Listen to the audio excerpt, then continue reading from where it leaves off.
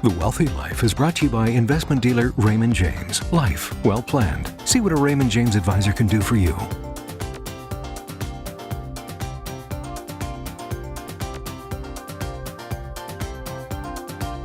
We often joke about being worth more dead than alive, but what about that in-between stage, dealing with critical illness? With me today is Gail, whose husband's health issues have turned her life upside down. Gail, thanks for being with me today. You're welcome. Tell me your story. Well, our finances actually were pretty well in order, and my husband was a very successful home builder, and over the years we had our ups and downs, and for the most part he kept climbing up, and I was always very proud of him. And about 7 years ago he started to change in his personality, and he was lacking in some judgment, and in his personal life was really affected as well. I didn't know what was wrong with him and started, researching and Googling, and it didn't fit anything. I just thought midlife crisis, and I just kept hoping that it would pass, and it did. It was a bit of a roller coaster because of what he has. On early stages it does appear and then seem to disappear. But overall, he was worsening, and he eventually was diagnosed with what they call rare, although I find out now that it's not so rare, but something called frontotemporal degeneration, which is actually your frontal lobes are disappearing, and so the plasticity of the brain allows it to borrow from another area when there's that explained the roller coaster. And every time I thought, oh, he's fine, and then it would appear again. Would relapse. So very, very hard on families because of the personal part of it. And it did affect his judgment in his business, which I had always completely trusted and had never questioned anything he did.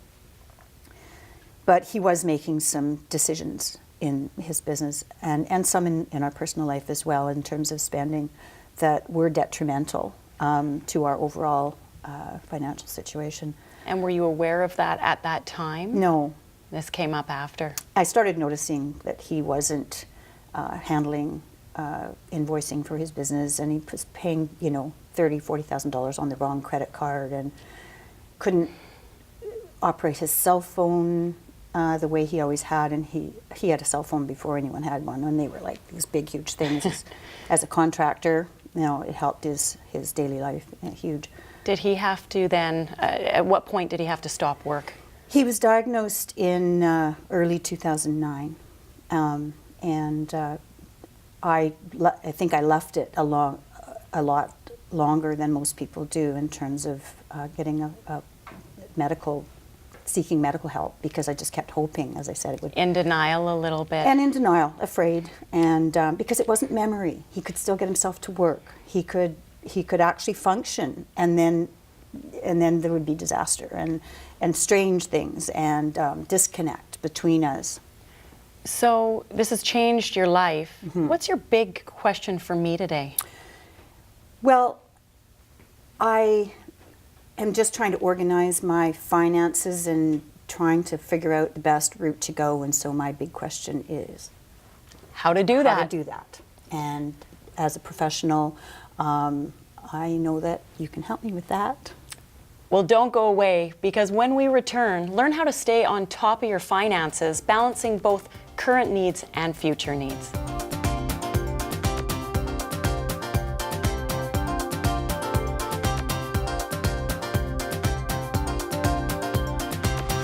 We're back with Gail, looking at tips for her to take control of her financial situation while dealing with an ill husband. Gail, this financially has really rocked your world a little bit. Very much. You no longer have your husband's income coming in from employment. Yes. How are you feeling with your current financial situation? Well, I feel that I've been on hold. He's in care. He's in long-term care, and I have, that under control. And I'm okay cash flow-wise, but I want to be good. And this next decade of my life, the last decade was very difficult and a lot of hurdles, and you know, now things are in place and I need to make some changes. I want to make some changes and possibly sell a few assets, simplify.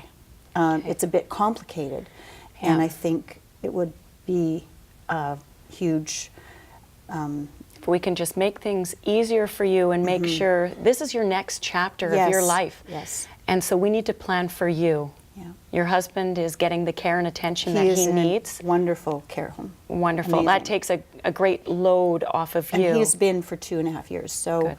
So you've gone through the transition period. Yeah. Well, I have 5 steps for people to take control of their finances, and I'm going to share those with you. Step number 1 is analyzing cash flow. So what we need to do is we need to have a look at your existing cash flow now that it is just you. Yeah. What do you have coming in? And I'm not asking you to share this with me today, but look at what you have coming in and what you have going out in terms of expenses. Yeah. And some of those expenses may likely change. Yeah. Are you still in your family home? Yes. So do you want to stay in your family No. home? Okay. Yes. And enough time has passed now that you're starting to feel comfortable looking at maybe something a little bit smaller. Yes. So we need to make sure that your cash flow is in check. Step number 2 is analyze net worth. We want to have a look at your assets. Where is your worth right now, and can we capitalize on some of that? Maybe there's some assets that we can sell to convert into other income producing investments. Yeah. So we'll make sure that we review that.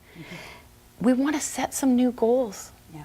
All of a sudden, your goals have changed. Yeah. What you had planned for your future has changed. Yes. It's now you. Yes. Now that's kind of the fun part in a way, in terms of setting some fun, positive goals.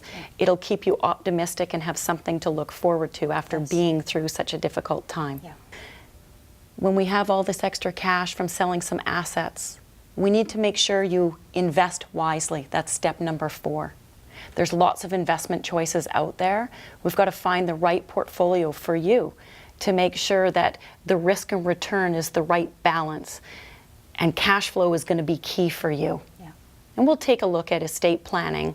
And that leads us to step number 5, which is protect your family. You have children? Yes. Yes. Are they independent? Yes. Okay. 2 adult daughters, yes. So we get to plan for you, but you also want to make sure that you're not going to be a burden on your children when your time is gone. Yes.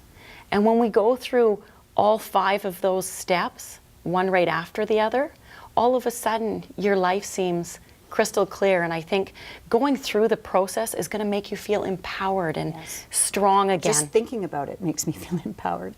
Good. Yeah. Good. Because it's just getting a grip on where things are at. Well, you get stuck. And the grief gets you in a dark place sometimes, and you find yourself stuck and just making some decisions that get you unstuck. Yeah. But sometimes it's hard to know which is the right decision. I need help with that.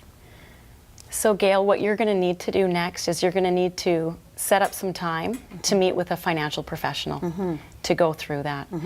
Are you feeling now, even just going this direction, more in control? Absolutely. Gail, thank you so much for coming on the show today to share your touching story. Thank you for having me.